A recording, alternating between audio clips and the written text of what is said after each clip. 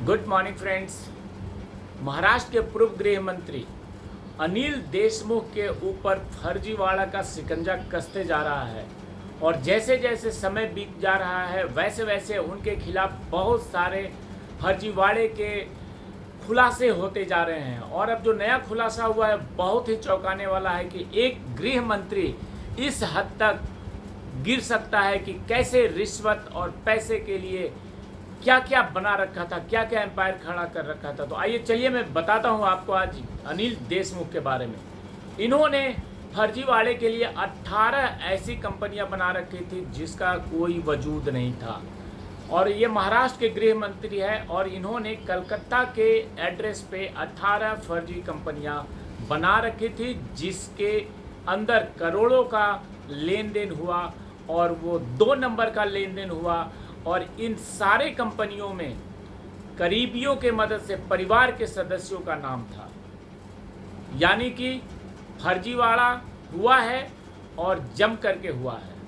और इन कंपनियों के जरिए इन्होंने करीब करीब 10 करोड़ से ज़्यादा की रकम इधर से उधर ट्रांसफ़र किया है, घुमाया है। यानी कि इनकी ड्यूटी थी कि एक अच्छे सुशासन स्थापित करें और जो गलत काम कर रहे हैं उनको पकड़ें, उनके खिलाफ मुहिम चलाएं। लेकिन इन्होंने खुद ही गलत काम करने का ठेका ले रखा था और कोलकाता में 18 एड्रेस पे इन्होंने कंपनियां बना रखी थी और सबका मुख्यालय कोलकाता शो कर रखा था। ये सारी बातें तब खुली है जब सुशांत सिंह राजपूत केस के बाद से ये सारे पुलिस वाले आपस में भिड़े हैं और ईडी ने मनी लॉन्ड्रिंग के केस में देशमुख के ऊपर संदेहास्पद फाइनेंशियल ट्रांजैक्शंस की जांच कर रहा है। और ये फाइनेंशियल ट्रांजैक्शन 1 दशक के दौरान किए गए। उस वक्त देशमुख महाराष्ट्र में कांग्रेस के नेतृत्व वाली सरकार में एक मंत्री थे। ईडी ने यह भी खुलासा किया है कि देशमुख काले धन को ठिकाने लगाने के लिए 2013 से सुरेंद्र जैन और वीरेंद्र जैन की मदद ले रहे थे। ये वो दोनों भाई हैं और हवाला ऑपरेटर्स हैं। मामले में जैन बंधु भी आरोपी हैं। एक सीए ने ईडी को बताया है कि उसने जैन बंधु की मुलाकात देशमुख के बेटे ऋषिकेश से कराई और वह ऐसे व्यक्ति को चाहता था जो परिवार के स्वामित्व वाले श्री साईं शिक्षा संस्थान को कैश के बदले डोनेशन दे। सीए ने बताया कि उसने इस बंदोबस्त में गारंटर और कोऑर्डिनेटर की भूमिका निभाई थी। यानी कि इस मामले में कई सारे लोग इन्वॉल्व हैं और कई सीए हैं, पीए हैं, कोई लोग इन्वॉल्व है और ये सारे मिलकर के हमारे देश के गाढ़ी कमाई को घपलेबाजी कर रहे थे। और इस बीच 2013 से 2021 के बीच देशमुख के ट्रस्ट में डोनेशन के नाम पर 4 करोड़ रुपए की ज़्यादा की रकम ट्रांसफ़र की गई। जैन बंधु ने उन पैसों को वाइट बनाने में देशमुख की मदद की, जिसे पुलिस अफसर, अब तो वो भी जेल में है, सचिन वाजे ने बार मालिकों से गैर कानूनी तरीके से जुटाया था। और देशमुख का परिवार कई कंपनियों का प्रबंधन कर रहा था। इन्हें करीबियों के जरिए चलाया जाता था। इन सभी कंपनियों का इस्तेमाल मनी लॉन्ड्रिंग के लिए किया जा रहा था और लेन देन को बेहद ये जटिल जाल फैलाया गया था कि कैसे 2 नंबर पैसे को घुमाया जाए, लेन देन किया जाए। ये सारी घपलेबाजी चल रही थी अनिल देशमुख की फर्जी 18 कंपनियों में। और ये भी बताया गया है कि देशमुख के स्वामित्व वाली फर्म जोडिएक डीलकॉम प्राइवेट ने करीब 1 दशक पहले 18 सेल कंपनियों से फर्जी शेयर कैपिटल के जरिए 9.1 करोड़ रुपए जुटाए थे।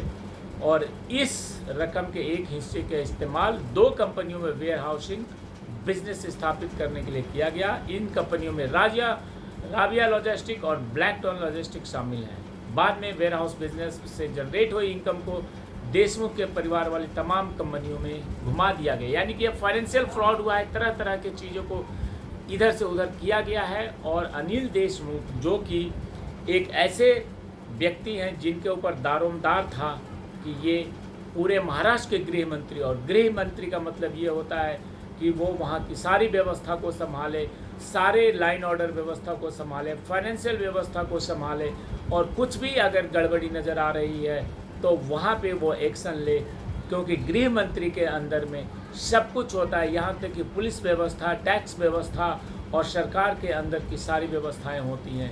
परंतु जब जिस स्टेट का गृह मंत्री ही इस प्रकार के धंधे में लिप्त हो जाए और गलत काम करने लगे तो उस स्टेट का भविष्य क्या होगा ये बातें आपको खुद सोचनी चाहिए, ये स्पेशली महाराष्ट्र के लोगों को, कि आपने एक ऐसे महाराष्ट्र के व्यक्ति को गृह मंत्री बना रखा था जो कि अपनी दुकानदारी करने में लगा हुआ था और अपने फाइनेंशियल 2 नंबर के ट्रांजैक्शन को घुमाने में, बचाने में, सेटल करने में सारी प्लानिंग कर रखी थी।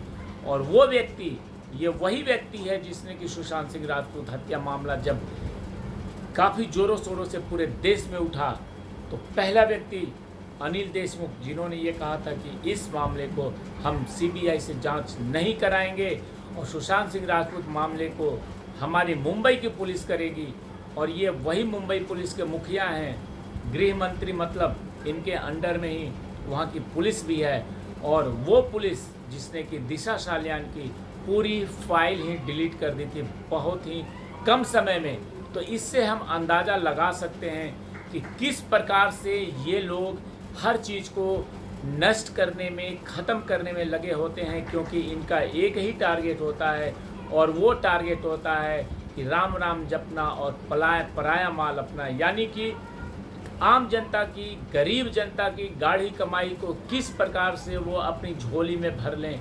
और इनका पेट नहीं भरता है, 10 करोड़, 20 करोड़, 100 करोड़, 500 करोड़ की बातें ये करते रहते हैं। तो ये चीज़ें को हमें बहुत ही ध्यान देने की ज़रूरत है। और महाराष्ट्र में जिस प्रकार से ये घपलेबाजी चल रही है, ये कहीं ना कहीं ये दिखाता है कि महाराष्ट्र के अंदर बहुत ही ज़्यादा बॉलीवुड से लेकर के और सरकार के अंदर ये सारी गड़बड़ियाँ हो रही है। और इस मामले में अब देखना है कि ईडी का अगला कदम क्या होता है और ईडी का शिकंजा किस प्रकार से कसता है, क्योंकि इनके खिलाफ लुकआउट नोटिस भी जारी हो चुका है और ये लगातार फरार हैं और इनकी खोजबीन के लिए छापेमारी भी चल रही है। तो आगे अब क्या स्टेप अगला होता है, इसका हमें वेट करना है। अगला कोई भी अपडेट आता है तो मैं आपसे ज़रूर बात करूँगा। जय हिंद, जय भारत।